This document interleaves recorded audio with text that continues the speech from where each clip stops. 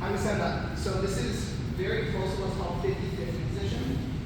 But essentially, I want both of my feet, my heels on his hip there. Okay? The reason I want that is so that I can push with them and extend to create a little bit of tension on the ankle, which I will attack. If they're out here, that's also fine. I'll just need to make sure I fall this way. Don't fall inside because that's illegal in Jiu Jitsu. If they are on the inside, I will not be able to attack this. I'll have to go for like heel hooks and stuff, which we're not doing.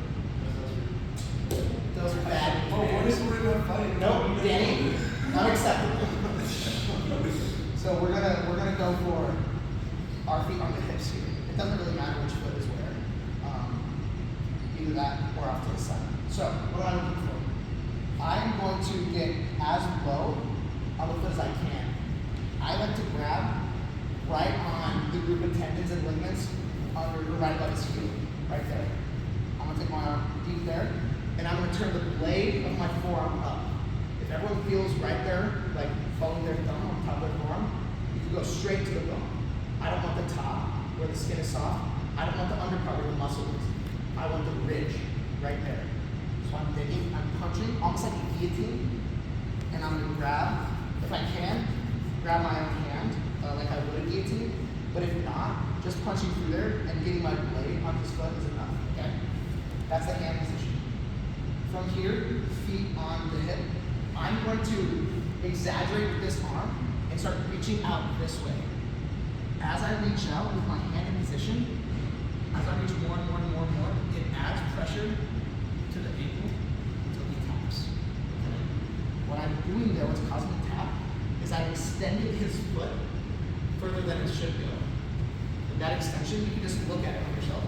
When you push your foot forward, that's as far as it goes. Once you start going past that point, you start putting a lot of pressure on the joint there. It's the exact same as normal, right? Exact same. That's what I'm doing by extending to the right side. Feet here, grip there, push, out, look, and I'm going to start moving towards where Steven and Dan are sitting. Extend, extend, extend, extend, while keeping my arm there. If that's not enough for some reason, I'm going to pull with that hand, like I would on the guillotine, pull it at pressure, while extending. I'm not pushing with my feet, but I can also do that. Push, that extra pressure as I extend to my back. What Dean is going to look to do is to get my feet off his hip and pressure him. Like if I'm extending here, he's going to try to push him more. He's going to try to come himself right there. If I'm off to the side like this, he can't. It's very hard for him to come up from this position, right? And I will get the tap anyways. If I'm on my back when he does that, he tries to come up. Okay? It's much easier, right? And I can't extend through that. So that is why you want to look off to the right side to keep that knee on the ground and finish our submission. Any questions on that? I'll show it one more time. Just like a joint lock.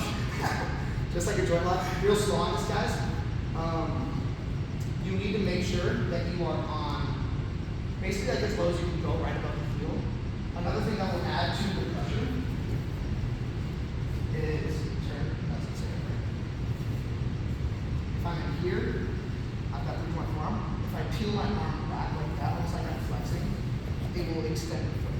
Right here it's not extended. Right here it is. And then that just makes it a little bit easier. Okay.